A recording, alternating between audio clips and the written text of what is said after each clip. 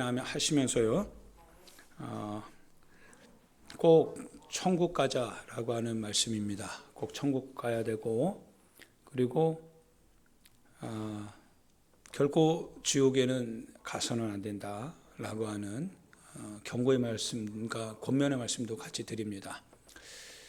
지옥에 가서는 정말 안 됩니다. 지옥에 가는 것은 너무나 불행하고, 그리고 지옥에 간다는 것은 정말 돌이킬 수 없는 하나의 어떤 저주이고, 그리고 형벌입니다.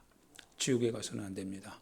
그래서 반드시 천국에 가야 됩니다. 천국에 가야 되고, 여러분과 제가 하나님의 나라에 들어가기 위하여서 계속적으로 하나님의 말씀을 계속 좀 나누고 있습니다. 예수님께서 이 땅에 오신 목적은 이 땅이 주님이 세우실 최종 목적지였기 때문에 이 땅에 오신 것이 아니라 하나님이 지으실 새로운 나라, 새로운 땅이 있는 거죠. 그래서 창세로부터 너희들을 위하여 준비된 이 영원한 나라, 그 상속을 받으라라고 예수님께서도 25장에서 거듭 말씀하고 계시죠. 하나님의 나라, 새로운 하나님의 나라. 그리고 이 땅을 하나님께서 새롭게 하시는 거죠. 새롭게 하시기 위하여서, 새롭게 하신다라고 하는 것은 죄의 지배를 당하던 여러분과 제 자신의 오늘의 이런 삶이 아니라 하나님의 의, 하나님의 의롭다라고 하는 건 뭐예요? 하나님이 보실 때 선하다, 하나님이 보실 때 의롭다, 그런 것이죠. 즉 하나님께서 이제 통용되는 하나님의 의가 함께 되어져 가는 그 나라. 그래서 속임이 없죠. 거짓이 없고 탐욕이나 세상적인 것들이 더 이상은 지배하지 못하게 되는 거죠. 하나님의 의, 그것이 지배하는 새로운 나라. 그래서 사랑이겠죠. 그 나라가 이제 여러분과 나에게 주어지게 되는 그 나라인데, 이 나라를 여러분과 제가 가야 되기 때문에 반드시 하나님께서 오늘 우리에게 읽혀줄 수 있는 그 글로 여러분과 저에게 하나님의 나라를 소개해 주고 계시는데, 그 나라를 여러분과 제가 지금 듣자 이겁니다. 한간에 이제 여러 가지 일들이 계속 우리나라에서 많이 일어나고 있는데, 저를 끊임없이 이제 괴롭히는 하나의 그 사실들이 있다고 한다면, 복음이 나눠지고 있다는 것이 굉장히 마음 아프게 합니다. 복음이 왜 이렇게 예수 그리스도의 그 죽으심은 어느 일방의 죽으심이 아니라 모든 인류를 끌어안는 죽으심 아니겠어요? 하나님 예수님께서 우리 가운데 오신 것은 죄인을 불러 회개시키러 오신 것이죠. 의인에게는 의인을 불러 회개시킬 이유가 주님이 없죠. 의인은 그 자체의 삶 자체가 의니까요. 그리고 의사를 필요로 하는 것은 병든 사람들이지요. 예수님께서는 본인이 오신 목적을 분명히 우리에게 말씀하시면서 죄인을 부르러 왔다고 하셨습니다. 그리고 주님은 죄인의 기꺼이 친구가 되시기로 결정하셨고요. 그리고 그 주님께서 십자가에 못 박혀 죽임을 당할 때 주님이 의롭지 못해서 죽임당한 것이 아니라 그분이 의롭기 때문에 죽임당하는 거죠. 그러면 의로우신 그 주님을 죽임당하게 했던 그 대상은 의롭지 못한 거죠. 의로운 자를 처형하는 그 처형의 주체는 결국 의롭지 못한 거죠. 근데 그 주님이 그렇게 처형을 당하신다라고 하는 거예요. 불의한 자의 손에 의하여서 전능하신 그리고 의로우신 하나님이 처형을 당하시더라 이거예요. 우리의 삶에서 의로운 사람은 그럼 어떻게 보면 하나도 없는 거죠. 우리 자체로 의로운 사람은 하나도 없고, 오직 예수 그리스도 안에서 그분이 우리를 씻어주실 때, 그분이 우리를 품어주실 때, 그분의 영역으로 우리를 초대하시고 우리가 그 안에 있을 때 우리가 의로운 거죠. 하나님 안에서 의인이 되는 거죠. 그 예수님께서요, 두 팔을 이렇게 벌려서 이제 못 박혀 죽임을 당하시고 피를 쏟아 주실 때에 그 피는 어떤 한 부류의 피만이 되는 게 아니라 모든 인류의 피죠. 그분의 피는 우리가 생각하는 것과는 다르죠. 하나님의 생각이니까요. 하나님의 뜻이니까요. 그런데 오늘날 너무 복음이 이 편향되어져 가고 있다라고 하는 사실이 굉장히 가슴 아프게 합니다. 복음 안에서 모든 것을 다 이해하고 모든 것을 실은 품을 줄 알아야 되는 거죠. 그 품는다라고 하는 것은 죄를 인정한다는 것이 아닙니다. 죄를 경계하는 거죠. 죄를 경계한다라고 하는 것은 죄 가운데 있는 사람을 건져내기 위하여서 복음이 일하고 있다라고 하는 거죠. 복음은 그 일을 해야 되는 거죠. 그런데 복음이 좌우를 나누고 있더라 이거예요. 복음으로 말미암아 어떤 한쪽은 거의 좌익분자 막 이런 식의 하나의 어떤 원수가 되게 만들어 가더라 이거예요. 주님의 복음은 그 복음이 아니죠. 설사 나와 다른 생각을 가질 수 있고 설사 나의 이념과 다른 이념을 얘기할 수는 있어도 교회가 그러면 그 가운데서 행해야 될 것이 무엇이냐라고 할 때 원수 맞는 게 아닙니다.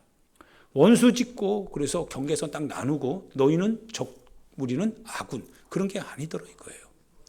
예수님은 절대 그러신 분이 아니셨죠. 오직 우리 교회가 그리고 한국교회 세계교회가 마찬가지죠. 복음 위에 세워져 있고 그 복음은 편향된 복음이 아니라 하나의 어떤 함께하는 복음이죠. 누구나 그 안에서 와서 수고하고 무거운 짐 진 사람들은 다 주님의 복음 안에서 쉼을 얻을 수 있는 거죠. 좌측에 있든 우측에 있든 모든 사람들이 실은 주님의 복음 안에서는 쉼을 얻을 수 있어야 되는 것이 주님의 뜻 아닐까 싶습니다. 그런데 언제부턴가 그 주님의 복음이 칼이 되어져 가는 것 같아요. 사람들을 막 난도질하는 것 같아요. 나와 다르면 내 편에 서지 않으면 칼로 금을 선을 딱 긋고 그리고 적대적으로 바뀌게 돌아 이거예요. 이건 복음이 아니죠.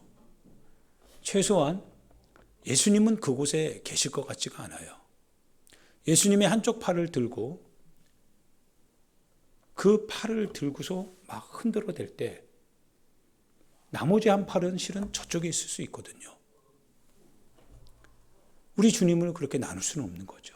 최소한 교회는 다양한 사람들이 주의 은혜가 필요한 사람들 아닐까요? 우린 다 죄인이니까요. 복음을 전하는 자도 실은 죄 가운데 있기 때문에 복음을 전하면서 회개하는 것이고 복음을 듣는 사람도 그 복음이 필요하기 때문에 왜 필요합니까? 자기가 죄인이니까. 복음 안에서 모든 사람들이 다 죄 가운데서 그분의 피로 깨끗함을 얻어 함께 하나님의 나라에 들어갈 것 같은 영혼의 사정이 있기 때문에 주님은 오늘도 팔 벌려서 교회를 세우는 게 맞겠지요. 사랑하는 여러분, 이와 같은 상황 속에서 여러분과 제가 복음을 중심으로 살아가야 될 여러분과 제가 예수님을 중심으로 살아가야 될 여러분과 제가 주님이 도구화되거나 복음이 도구화되어지거나 그래서 복음이 무엇인가를 떠받치는 무엇인가 사람을 떠받치고 이념을 떠받치고 그래서 예수님이 그 도구가 되고 예수님이 그 수단이 되어져서 복음으로 말미암아 예수로 말미암아 사람들을 난도질하고 그래서는 안 된다라고 하는 사실입니다. 우리는 예수님을 섬기는 교회고 예수님을 섬기기 위하여서 파송을 받은 복음의 사신들입니다. 복음의 증인들입니다. 우린 복음 그 자체가 아니고 우리는 예수 그 자체가 될 수가 없습니다. 예수님에 대해서 우리는 말하지만 우리는 예수님이 될 수가 없습니다.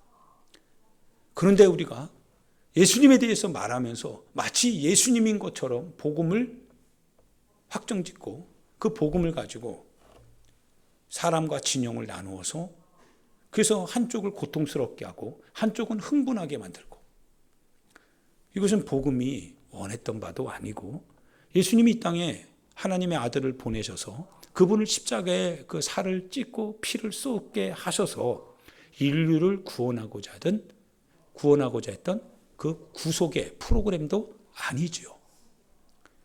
예수님 안에서는 모든 사람이 다 쉼을 얻어야 되는 게 맞습니다. 다만 여러분과 제가 해야 될 것, 교회가 해야 될 것은 반드시 성경에 반하는 것에 대하여서는 우리가 그 경제를 해야 되죠. 우리는 모든 것을 받아들일 수 없습니다. 왜냐하면 우리가 모든 것을 받아들인다라고 하는 것은 결국 예수님의 피를 무효로 만드는 거니까요. 그분의 피, 그분의 의로우심이 그것이 복음의 정수라고 한다면 우리는 그걸 지켜내야 됩니다. 그래서 정책하고 실은 정책을 꿰뚫어 보는 겁니다.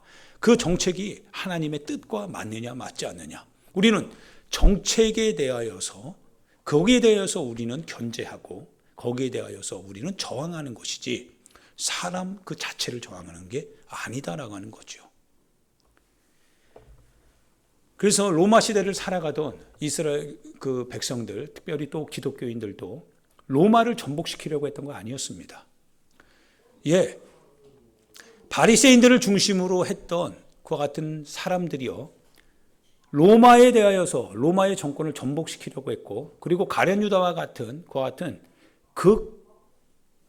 극우적인 성격의 그 가룟 유다가 실은 이스라엘을 해방하기 위하여서 칼과 그리고 암살을 통하여서 적의 중요 인물들을 제거하고 그래서 나라를 전복시키려고 하는 그런 계략을 꾀했던 것이지 주님은 그러신 적이 없습니다. 그리고 그 당시 교회도 그렇게 하지 않았습니다. 교회는 다가올 환난에 대하여서 저항했을 뿐입니다.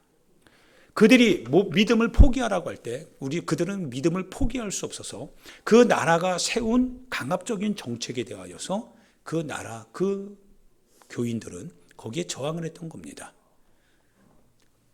그에 따라서 그들은 순교를 했고 그에 따라서 그들은 고통 가운데도 주님의 복음이 이것이 복음이다라고 말할 수 있었던 겁니다.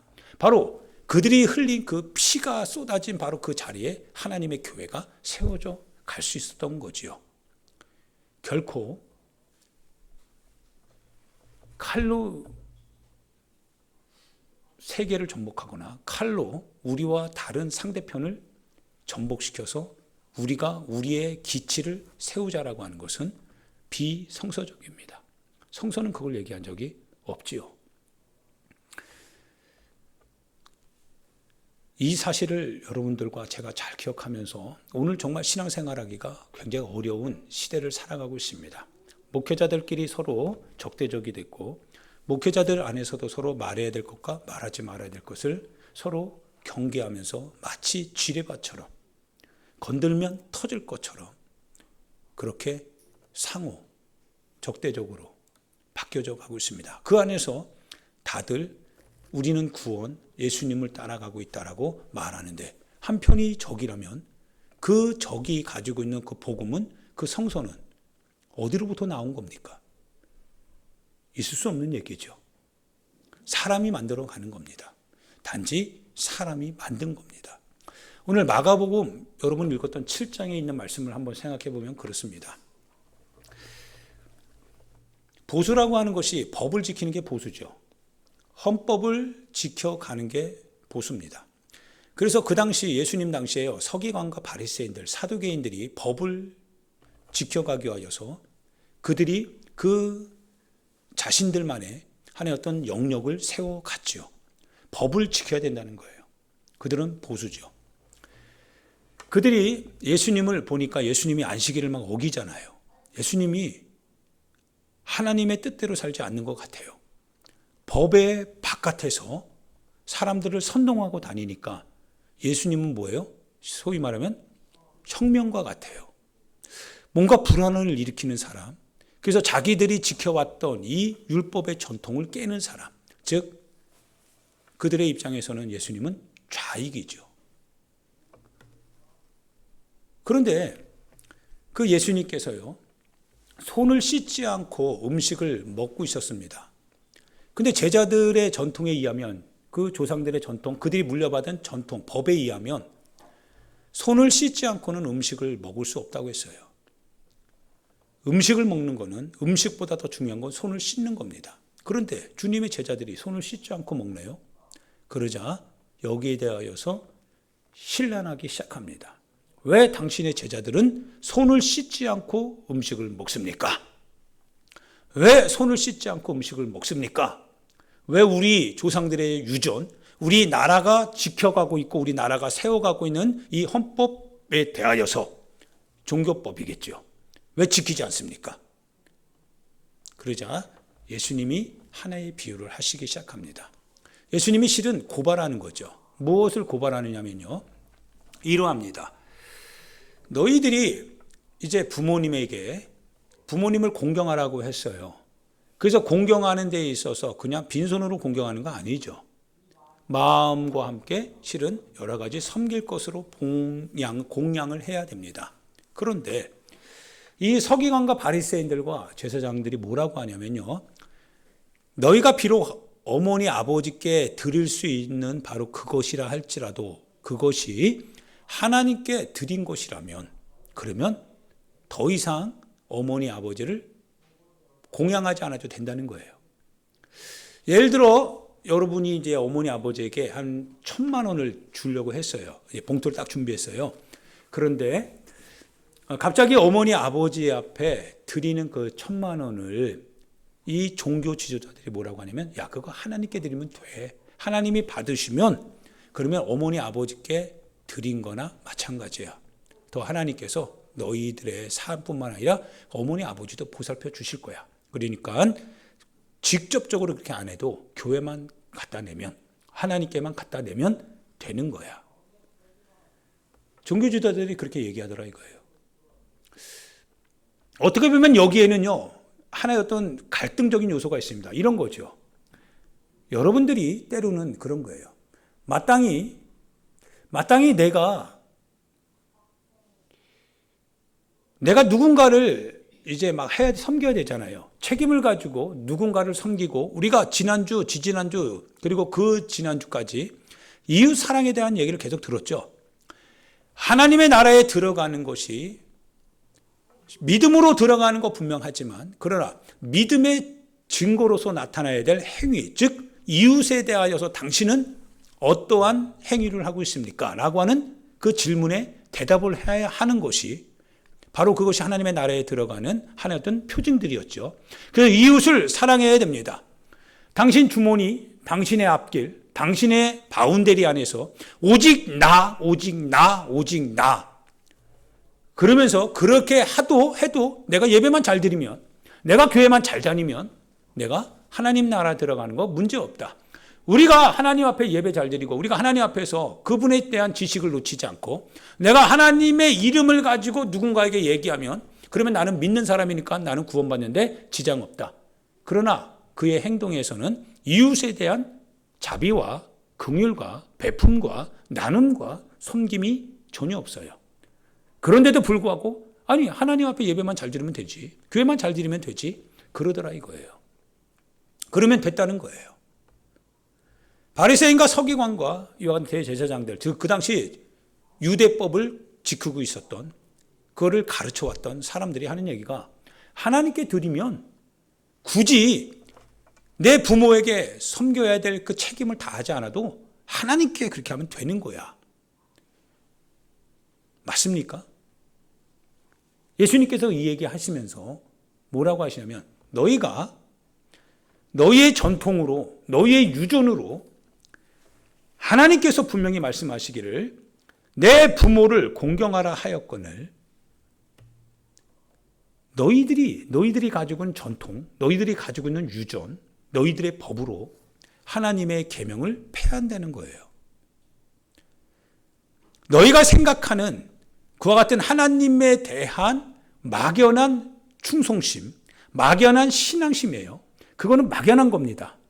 근데 그 막연한 신앙과 막연한 충성심을 가지고 우리가 마땅히 여러분 자신에 대하여서, 이웃에 대하여서, 내 삶의 현장에 대하여서 내가 책임져야 될 일들이 있지 않겠어요? 거기에 대해서 내가 무관하게, 불편하니까, 손해보니까 내가 그거 하지 않겠다 이거예요. 그런데 하나님 앞에서 그냥 내가 예배만 잘 드리면, 그 주님의 이름을 내 입에서 떠나지 않게만 하면 그분이 나를 믿는 자로 여겨주신다라고 하는 이상한 법, 신앙의 논리로 그렇게 우리의 영혼을 속인다는 거예요. 하나님의 법을 폐한다는 거예요. 서두에 여러분과 제가 말씀드렸던 바와 같습니다. 신앙의 열정이 어떻게 보면 신앙의 군중의 이 아우성이 그 군중을 이끌어가는 그 하나의 어떤 이념적인 메시지가 복음을 사용할 때 복음을 칼자루로 잡고 그러고 나서 상대편에 대해서 막 휘두르댈 때 신앙의 이름으로 그렇게 해야 된다라고 누군가가 합리화시킨다면 그러면 하나님의 법을 어기는 거죠. 내 이웃을 내 몸과 같이 사랑하고 내 원수를 위하여서 너가 원수를 사랑하고 너의 뺨을 치는 자에게 오른뺨 뺨을 치는 자에게 왼뺨도 돌려대며 너로 하여금 오리를 가고자 하는 자와 함께 심리를 가고 내 겉옷을 가지고자 하는 자에게 내 속옷까지 내어주며 너를 박해하는 자를 위해서 기도하라. 주님은 그렇게 말씀하셨는데 인간은 복음을 이용해서 원수를 만들더라 이거예요. 그리고 그 안에서 많은 사람들이 열정을 가지고 열정적으로 찬송하고 복음의 이름으로 예수의 이름으로 기도하고 그러더라 이거예요. 거기에 대해서 우리는 질문하는 겁니다. 정말 예수님이 그거를 원하시느냐? 너희가 상대편을 좌표를 찍고 그러고 나서 그들을 향하여서 너희들이 적대적으로 하나님 앞에 우리 편이 되어달라고 기도한다면 과연 그게 예수님이 원하시는 복음이냐? 우리 마음에 분개하는 거죠. 복음은 저렇게 될 수가 없다 이거예요. 왜 복음 안에서 서로 나누어지느냐 이거예요. 왜 복음에 이 편과 저 편이 있느냐 이거예요. 이념적으로 이 편과 저 편은 있어도 복음 안에서는 하나가 되어야 되는 거 아니냐 이거예요. 그들이 쉴 수 있는 공간은 복음이 되어야 되는 거 아니냐 이거예요. 그런데 오히려 그 복음으로 말미암아 왜 이렇게 고통스럽게 이렇게 우리가 낙인을 찍힘 받아야 되냐 이거예요. 사랑하는 여러분,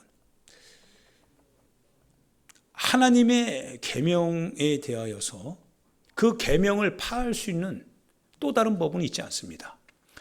예수님께서 우리 가운데 말씀해 주시는 그 복음 외에 다른 복음은 있을 수 없습니다. 주님이 십자가에 죽으실 때 그분이 죽으실 수밖에 없었던 그 의미 외에 주님이 십자가에 죽으시는 다른 의미는 없습니다. 로마를 전복시키려고 주님이 죽으신 거 아닙니다. 일부분의 어떠한 신앙심 좋은 어떤 사람들을 위하여서만 주님이 십자가에 죽으신 거 아닙니다. 그분의 복음은 이스라엘만의 복음이 아니라 실은 전 세계를 위한 복음이지요. 예수 그리스도 안에서는 헬라인이나 유대인이나 할례자나 무할례자나 이방인이나 남녀노소 차별이 없습니다. 여자나 남자나 다 똑같습니다. 그 안에서 다 하나입니다. 그게 로마서에서 말해주고 있는 복음의 보편성이지요. 복음은 그와 같습니다. 정말 복음은 그 한량이 없습니다. 그들을 다 품으면서 그러나 그들 가운데 있는 죄의 요소들을 다 하나하나 그걸 회개시키기 시작합니다. 너희가 회개하라. 너희가 회개하라. 너희가 회개하라. 너희가 회개하고 그리고 예수 그리스도의 이름으로 세례를 받으라. 그리하면 성령을 선물로 받으리니. 일부의 어떤 사람들에 대한 얘기가 아니죠. 죄가 있고 그 죄를 회개하기를 원하여서 그래서 그 죄를 회개하고 그 죄를 회개함으로써 예수 그리스도 안에서 그분이 주시는 나라 안에 평안을 누리기를 원하는 모든 사람들을 향한 사도행전의 메시지입니다. 누구든지 주의 이름을 부르는 자에게 구원을 주시며 성령을 선물로 주시리라. 그게 복음이죠. 할렐루야. 인간의 목소리가 그 복음을 나눌 수 없습니다. 오늘도 마찬가지입니다. 사랑하는 여러분, 이것이 보편적인 이야기 같지만 실은 여러분 삶 안에서 반드시 해결해 가야 될 부분들입니다. 저도 그렇고요. 여러분 각자가 하나님의 나라에 가야 되니까요. 맞죠?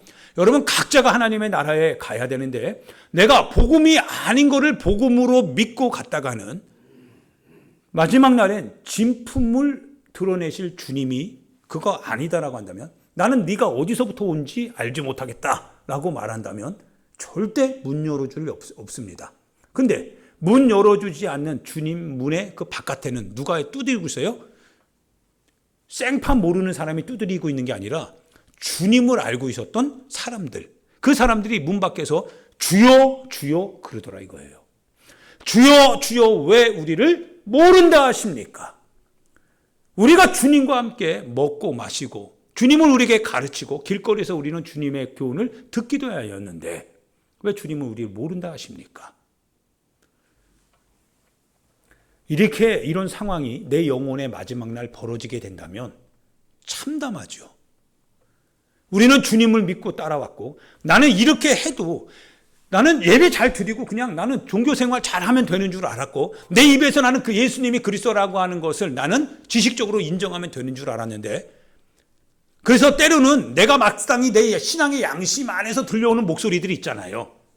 그래서 내 이웃의 아픔을 보고 내 옆에 있는 누군가의 아픔을 보고 내가 충분히 할 수 있는데도 그러나 내가 손해볼까 봐 그리고 귀찮아서 내가 손을 펴지 않았을 때 그것이 크게 문제가 될 것 같지 않았는데, 그런데 예수님이 지금까지 들어왔던 바 마태복음 25장에 지극히 작은 자 하나에게 한 것이 곧 나에게 한 것이고 지극히 작은 자 하나에게 하지 않은 것이 나에게 하지 않은 것이다 라고 하시면서 마귀들과 그 사자들을 위해서 준비된 영원한 불로 들어가라 형벌을 내리실 때 이게 고통스러운 거죠. 그래서 사랑하는 여러분, 첫 번째, 종교 안에 숨어서 은밀하게 신앙의 지식 안에 숨어서 여러분이 마땅히 감당해야 될 이웃과의 책임에 대해서 회피하지 말라는 거예요. 할렐루야. 반드시 기억하셔야 됩니다. 하나님의 나라에 들어가야 됩니다. 첫 번째, 신앙의 이름으로, 복음의 이름으로, 예수의 이름으로, 그러나 은밀하게 내 자신이 감당해야 될 삶에 대한 책임을 회피하지 말라는 거예요. 이웃에 대하여서 내가 감당해야 될 책임에 대하여서 눈, 고개 돌리지 말라는 거예요. 반드시 여러분이 감당할 수 있는 부분만큼 여러분이 하셔야 됩니다. 복음의 이름으로 여러분이 주님을 알고 있기 때문에 감당할 수 있는 부분 감당해 나가야 됩니다. 그게 책임입니다. 이웃에 대한 사랑입니다. 그게 바로 선한 사마리아인의 비유이기도 하지요.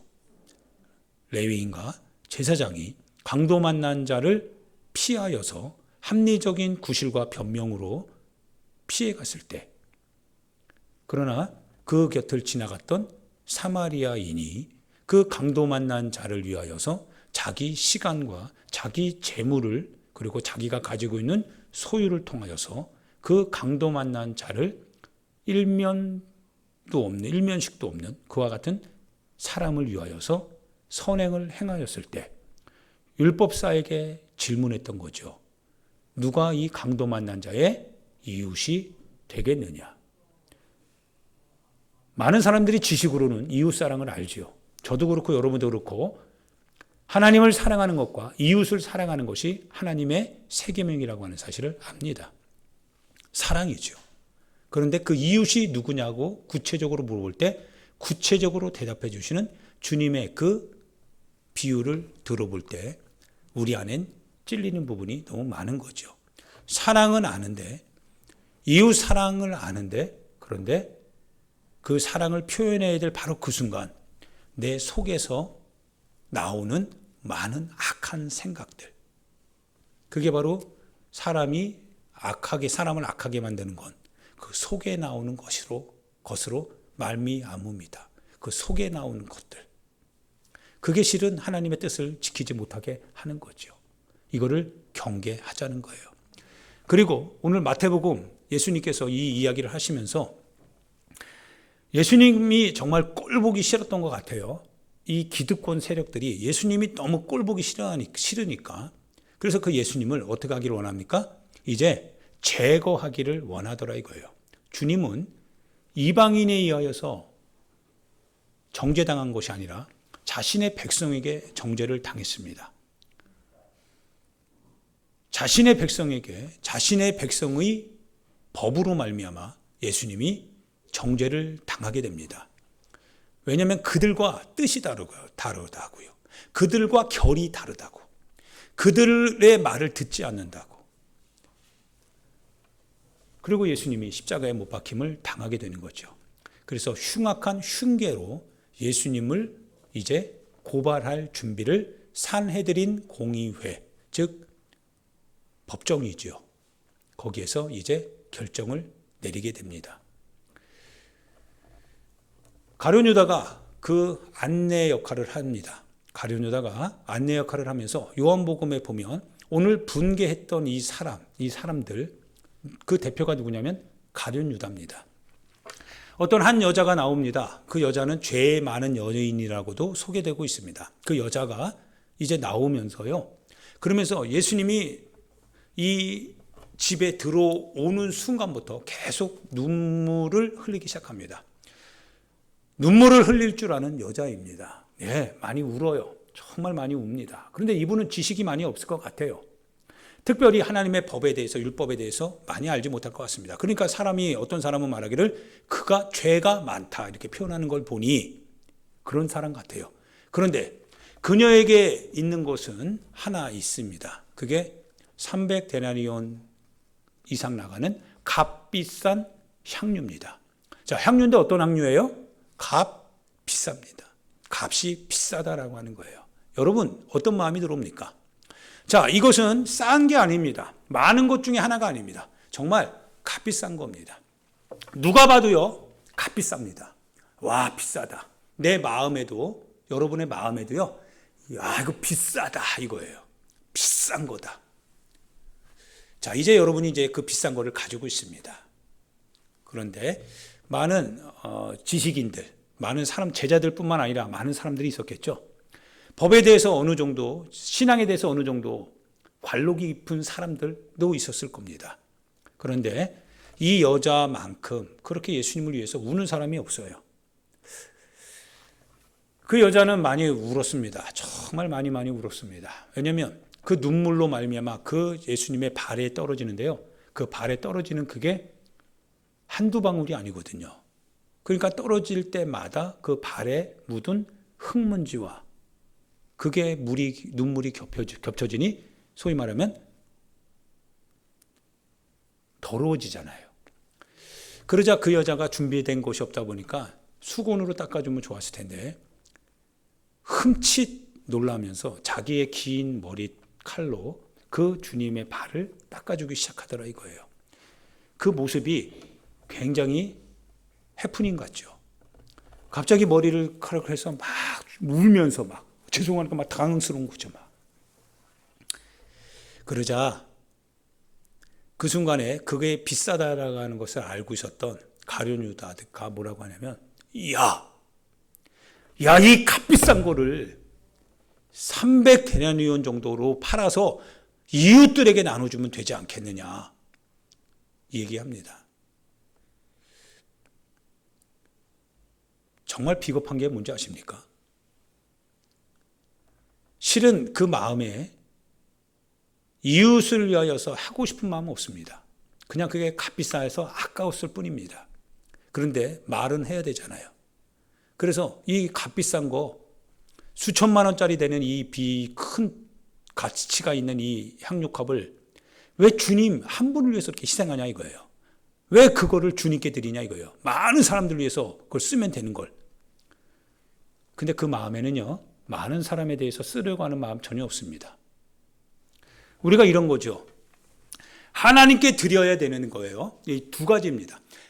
하나님 이웃사랑이고 하나는 하나님 사랑입니다. 예, 하나님께 드려야 됩니다. 하나님께 다른 건 다 드릴 수 있어요. 그런데 이게 비싼 거다 보니까 이거 하나님께 드려야 될 거는 같은데 어떤 마음이 들어요? 비싸잖아요. 가치가 있잖아요. 그래서 어떻게 합니까? 안 하고 싶은 거예요. 하나님께 안 드리고 싶은 거예요. 근데 명분이 없잖아요. 어떤 명분을 가지고 해야 돼? 그럼 야, 이거 하나님께서 받으실 수 있도록 그럼 좀 합리적으로 우리가 생각하자. 하나님께 이렇게 드리게 되면 할 수 있는 게 아무것도 없으니까 이거 가지고 우리가 이렇게 할 거야. 자, 이거 가지고 내가 내 자신을 위해 쓰겠다는 거 아니야. 하나님께 드리는데, 근데 하나님께 드리는데 요거 가지고 이렇게 하자. 그래서 요거를 하나님께 우리가 드리지 말자. 왜 그걸 하나님께 드리냐?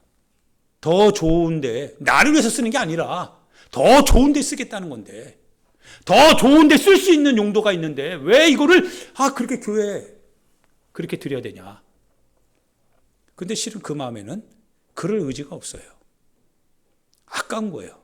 그냥. 어떻게 인간의 비겁함 아닐까요? 가룟 유다가 돈을 셀 수 있는 사람이었거든요. 회계를 맡은 사람이니까. 그런데 그가 이 말을 하면서 분개할 때 그는 이웃을 돕고자 하는 마음이 아니라 실은 훔쳐가고자 합니다 라고 하는 마음이었어요. 자기 수중에 그거를 놓고 싶지 않았던 거예요. 비겁하죠. 비겁합니다. 사랑하는 여러분, 두 가지 계명입니다. 율법사가 물어봅니다.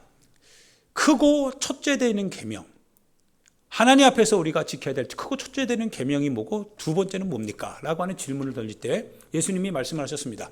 크고 첫째 되는 계명은 이것이니 곧 내 마음과 성품과 뜻을 다하여 주 너희 하나님을 사랑하라. 이것이 크고 첫째 되는 계명이랍니다. 근데 그 첫째 되는 계명을 우리가 잘 지키는 것 같아도 실은 알고 보면 아니죠. 그러면 둘째는 뭐냐? 바로 내 이웃을 내 몸과 같이 사랑하는 것이니라. 이 두 가지입니다. 첫 번째 계명에 대한 분명한 예시는 이 향유옥합에 나와 있습니다. 향유옥합에 대한 예시이죠. 그런데 향유옥합을 드리는 그 한 여자, 그는 죄 많은 여자인데 그 주변에 있는 사람들은요, 제자들이기도 하고 그래도 어느 정도 지식이 있는 신앙의 관록이 있는 사람들입니다. 그런데 그들 전체가 분개하였더라고 표현을 하더라 이거예요. 화를 내고 있더라 이거예요. 하나님 앞에 드리고 있는 그 한 여자의 그 모습을 보면서요, 내도 그랬으면 좋은데 내가 그렇게 했어야 되는데 라고 안타까운 게 아니라 분개하고 있더라 이거예요. 왜 그렇게 하느냐 이거예요. 왜 그렇게 하느냐. 왜 그렇게 하느냐. 그러면 당신이 그럼 그렇게 하든지, 나보다 당신이 더 많잖아. 나보다 당신이 더 여유롭잖아. 나보다 당신이 더 많은 걸 가지고 있잖아. 그런데 그렇게 없는 내가 주님께 드려야 되는데 드릴 게 없어서 그분께 난 이것을 내 인생, 내 삶, 내가 하나님께 표현할 수 있는 표현의 전체다라고 하는 마음으로 그분께 드린 거야. 하나님의 사랑입니다. 다한 겁니다. 그런데 하나님에 대해서 많은 것을 알고 종교적인 그 같은 선생도 역할을 감당했던 저 같은 사람도 그 모습을 보면서 왜 그걸 저렇게 해드려? 저렇게 신앙 안에서 저렇게 한 번에 하나님께 저렇게 하면은 저거 좀 나눠서 이렇게 하면 얼마나 더 좋았을까? 사람들에게 가난한 사람들 더 도와줬으면 얼마나 좋았을까? 그런데 마음은 뭐예요? 우선되는 건 실은 비싼 거거든요. 그만한 효과가 있는 것이다라고 하는 이 물질적인 생각이 내 마음 안에 들어와 있기 때문에 그런 거죠. 마음이 거짓된 거죠. 하나님을 사랑하는 데 있어서 우리는 말을 많이 했지만 그러나 실제로 행동해야 하는 데 있어서는 실패했습니다. 두 번째는 무엇이었습니까? 이웃이었습니다. 이웃에 대한 비유는 곧 선한 사마리아인의 비유가 되겠죠. 이웃을 사랑해야 될 책임이 여러분과 제 안에 있다고 했습니다. 그것이 마태복음 25장에 있는 말씀드렸습니다. 내 이웃을 내 몸과 같이 사랑하라라고 하는 바로 그것이 우리가 해야 될 달란트고 역할입니다. 그런데 어떤 사람들, 특별히 종교 지도자들이 이웃에 대한 사랑, 하나님의 계명에 대한 우리의 순종에 대하여서 하나님께 그냥 종교적으로 이렇게 하면 그거 굳이 안 해도 돼. 교회만 잘 다니면 그냥 굳이 그렇게 안 해도 돼. 네가 예수님을 그리스도라고 고백하는 그 고백만 떨어지지 않으면 굳이 그렇게까지 희생하면서 이웃을 섬기지 않아도 돼. 그렇게 합리화할 수 없다고 하는 사실입니다. 그게 바로 내 자신, 여러분 자신, 우리 영혼을 속이는 거죠. 오늘날 거짓 선생들이 너무 많죠. 오늘날 주님의 이름을 말하는 많은 사람들이 있어도요, 주님이 정말 말 걸어오는 그 복음은 잘 들리지 않습니다. 많은 사람들이 따르는 그 현장에 가서 복음을 복음에 대해서 듣는 경우도 있지만, 그러나 정작 복음의 주체가 되시고 복음의 주인이 되시는 예수님은 그런 말을 한 적이 없는 경우도 많습니다. 도대체 어디에서 복음에 대해서 얘기하고 어디에서 이것이 복음이다라고 말을 할 수 있는 겁니까? 주님은 그렇게 하지 않으셨는데요. 주님은 그런 말씀을 하시지 않았는데요. 그런데 그렇게 이것이 주님의 말씀이다, 이것이 복음이다라고 그렇게 말하고 또 듣는 그 장본인이 누구냐? 바로 어떻게 보면 여러분과 내 자신이기도 하더라 이거예요. 우리 자신이 우리 마음의 진실을 속이고 악한 것을 내가 뿌리치지 못하는 중에 어떻게 보면 내 말로, 내 계명으로 하나님의 말씀과 하나님의 계명을 실은 왜곡하고 변질시키고 바꾸고 있는 것은 아닌가 싶습니다. 하나님의 나라에 들어가야 됩니다. 하나님의 나라에 꼭 들어가야 됩니다. 정말 저도 두렵습니다. 하나님의 나라에 들어가지 않으면 어떻게 되나? 만약에 주님이 나를 문 밖에 세워놓으시고 나는 두드리고 있는데 주님은 안에서 나와 상관없다고 한다면 그러면 어떻게 되는가? 나는 오늘날 신앙생활 잘하고 있는 것 같은데 근데 알고 보면 내 속에서 일어나는 많은 신앙의 양심을 내가 속인 적이 한두 번인가? 나에게 밀어닥치는 주님의 복음에 이 주님의 어떤 그 밀어닥치는 그 힘이 실은 그것을 받아들인다고 말하면서도 내가 거기에 대해서 거절했던 적이 한두 번이었던가? 이런 것을 생각할 때마다 나는 정말 하나님의 나라에 적합한 자인가? 이 두려움이 밀려오더라 이거예요. 그래서 여러분과 함께 이 시간 나눴던 말씀입니다. 하나님을 사랑하는 것과 내 이웃을 내 몸과 같이 사랑하는 것.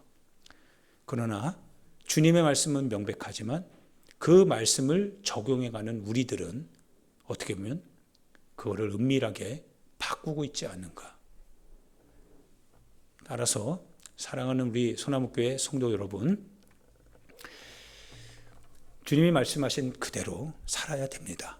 그리고 예수님의 정신 가지고 예수님이 우리 가운데 오신 목적, 그 뜻을 가지고 그대로 재현해 나가야 됩니다. 그 주님이 여기 계십니다. 그리고 그분의 말씀이 이 성경 안에 있습니다. 시기가 어두워가면 어두워갈수록 사람의 소리로부터 진리가 희미해지면 희미해질수록 여러분이 반드시 읽어야 되고 소유해야 되고 가져야 될 것은 바로 이 성경입니다. 성경을 읽어 나가십시오. 성경을 찾으십시오.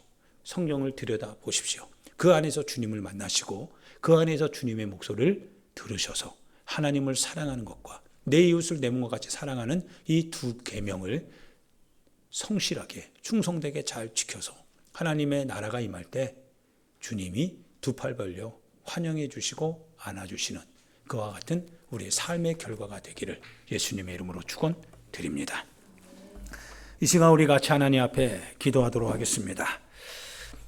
이 시간 우리 같이 결단하는 기도를 좀 했으면 좋겠습니다. 사랑하는 여러분, 막연한 신앙의 어떤 소리들이 아니라 확실하고 분명해야 됩니다. 주님의 목소리는 희미하지 않습니다. 애매하지 않고 막연하지 않습니다. 추상적이지 않습니다. 이것인가 저것인가가 아닙니다. 그분의 말씀은 명명백백합니다.